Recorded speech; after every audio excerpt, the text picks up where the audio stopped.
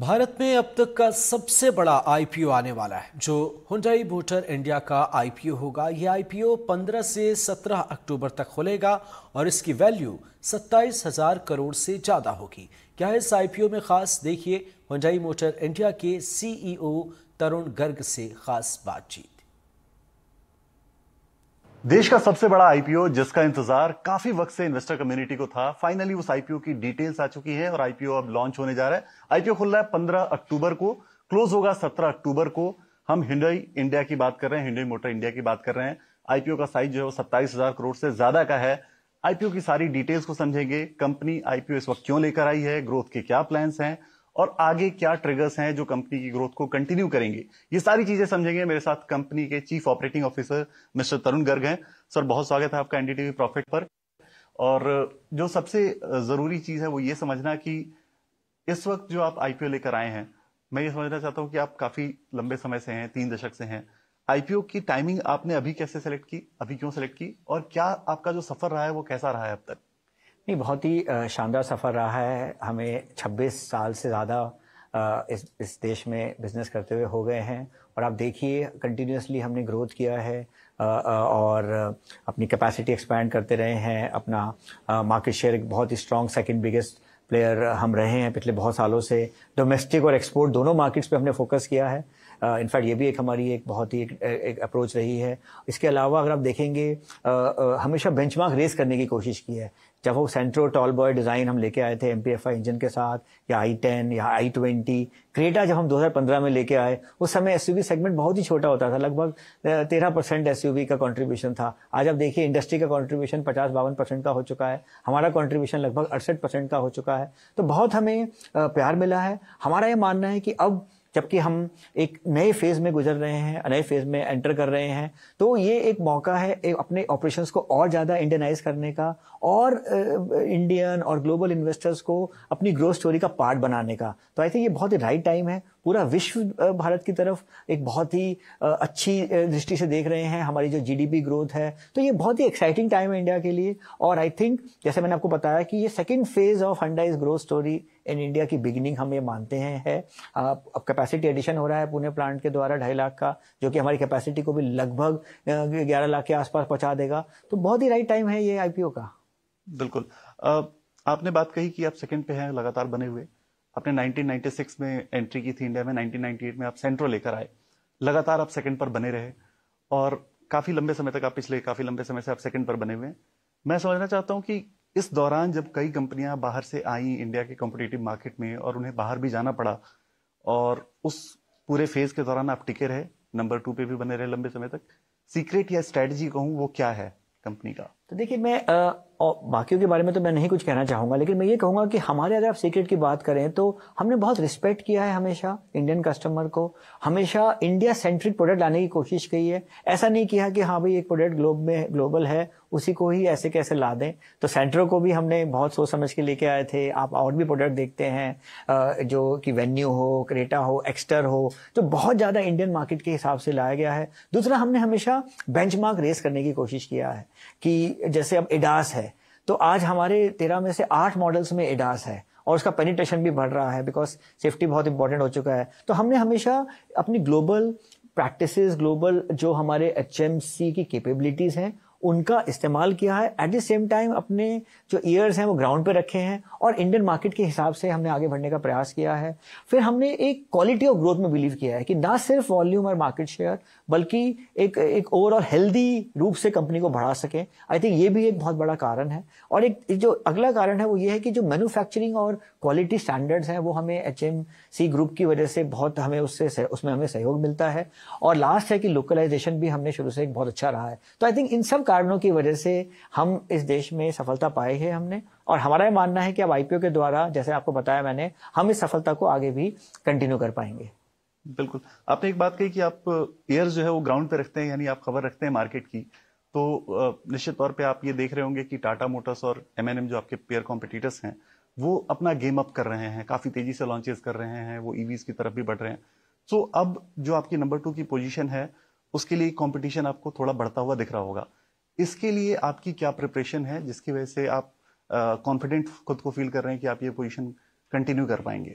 नहीं, ये जैसे आपको हमने बताया कि पिछले 26 साल से हम सक्सेसफुली यहाँ पे रहे हैं और हमारा मानना है कि एज लॉन्ग एज आपके फंडामेंटल स्ट्रांग है तो आपको सक्सेस मिलती है। तो हम कंटिन्यूअसली उन फंडामेंटल्स पे, चाहे वो इंडिया कनेक्ट है, चाहे वो नए सेगमेंट्स में एंट्री है, अब ईवी जैसे है, आप देखिए क्रेटा ईवी के द्वारा हम ईवी सेगमेंट में मैस वॉल्यूम ईवी सेगमेंट में एंटर कर रहे हैं। उसके बाद हमने जैसे अपने आरएसपी में बताया है 3 और प्रोडक्ट्स ईवी में आएंगे, तो वो एक नई अपॉर्चुनिटी हमारे लिए थ्रो करेगी। नई कैपेसिटी जो हमारे लिए आ रही है 2.5 लाख की, वो हमें अगेन मौका देगी। हम ऑफ कोर्स एक इमर्जिंग मार्केट्स के लिए एक्सपोर्ट हब इंडिया को मानते हैं। तो आई थिंक ये सब चीजें हमें एक सस्टेनेबली ग्रो करने में मदद करेगी, जैसे कि हम पिछले 3 दशकों में लगभग सक्सेसफुल रहे हैं। हमारा मानना है कि इन स्ट्रैटेजीज के द्वारा और नई नई अपॉर्चुनिटीज को हमेशा अपना जो है ईयर्स टू द ग्राउंड को रखते हुए हम जो है growth with quality with profit हम मेंटेन कर पाएंगे।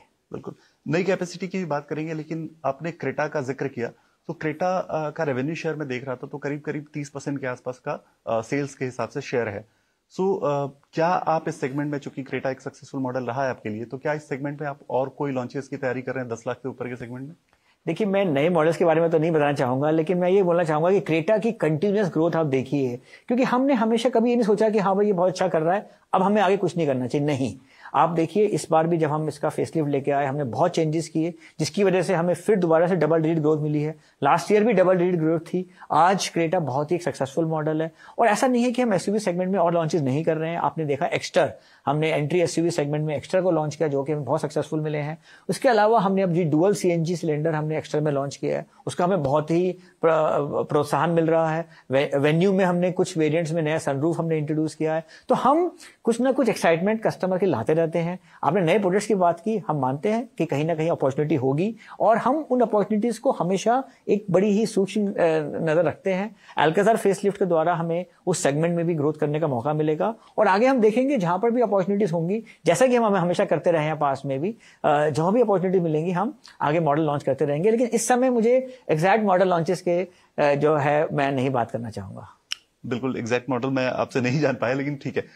इस पे आगे बढ़ते हैं। ईवी जो है वो टॉक ऑफ द टाउन है और टॉक ऑफ द मार्केट है, उस पर आपकी क्या तैयारी है? क्योंकि आपके कॉम्पिटिटर्स काफी हैविली इस पे जा रहे हैं, काफी वो लॉन्चेस कर रहे हैं, वो एंट्री लेवल के सेगमेंट में भी ईवी लेकर आ रहे हैं। सो आप इसको लेकर क्या प्लान कर रहे हैं आगे? देखिए, अगर आप देखते हैं भारत जो है अभी अर्ली स्टेज ऑफ इलेक्ट्रिफिकेशन में है। हमारा ये मानना है कि जिस तरह प्रोत्साहन गवर्नमेंट दे रही है ईवी इंडस्ट्री को, चाहे वो चार्जिंग इंफ्रास्ट्रक्चर है, चाहे वो टैक्सेशन है, गोइंग फॉरवर्ड इसमें बहुत तेजी से बढ़ोतरी होने वाली है। आपको बताया जैसे हम 4 ईवी मॉडल अगले कुछ सालों में लाने वाले हैं। क्रेटा ईवी से शुरुआत होने वाली है और ये भी नहीं कि सिर्फ मॉडल, हम पूरा लोकलाइजेशन देख रहे हैं। बैटरी पैक्स लोकलाइज हो रहे हैं, आगे जाके पावर ट्रेन, सेल मैन्युफैक्चरिंग, तो हर चीज में चार्जिंग इंफ्रास्ट्रक्चर, हम इसको एक पूरी होलिस्टिकली देख रहे हैं। और हमारा मानना है कि गोइंग फॉरवर्ड जो है ये ईवी इंडस्ट्री में जो तेजी आएगी वो हम उसका एक बहुत अच्छा पार्ट बनेंगे। बिल्कुल। कैपेक्स की तरफ मैं जाना चाहता हूं कि कैपेक्स को लेकर आपके अगले 2-3 साल के लिए क्या प्लान है? आप कोई नए प्लांट्स लेकर आ रहे हैं? कैपेसिटी एडिशन आप कैसे कर रहे हैं अगले?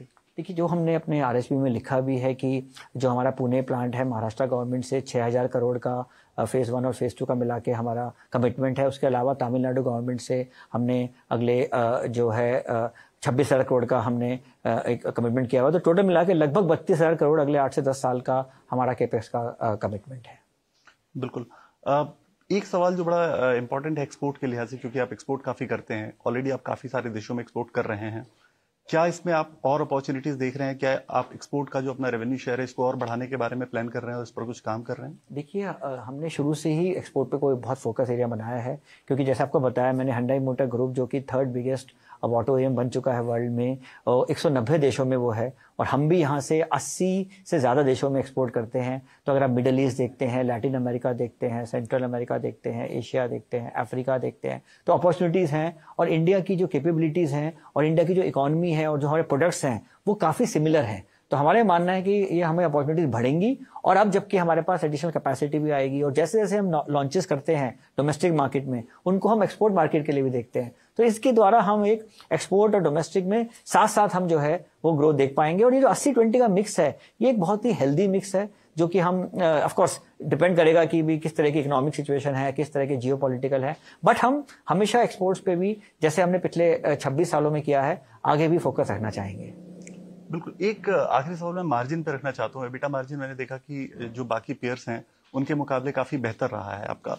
वो आपने कैसे मजबूत रखा, कैसे कैसे आपने उसको ज्यादा रखा, और कैसे आप उसको आगे भी कंटिन्यू कर पाएंगे? विकास, आप लोग देखते हैं कि कैपेसिटी जो हम हैं, एक prudent capacity utilisation, quality of growth, इन सब चीज़ों में हम बहुत फोकस रखते हैं। प्रीमियमाइजेशन, हमारे हाई ट्रिम परसेंटेज, जो हम चाहे वो फीचर्स हैं, sunroof, cost optimisation, domestic export mix, इन सब चीज़ों की वजह से हम एक बहुत अच्छा जो है एक ग्रो कर पाए सस्टेनेबली क्वालिटी ऑफ ग्रोथ के द्वारा।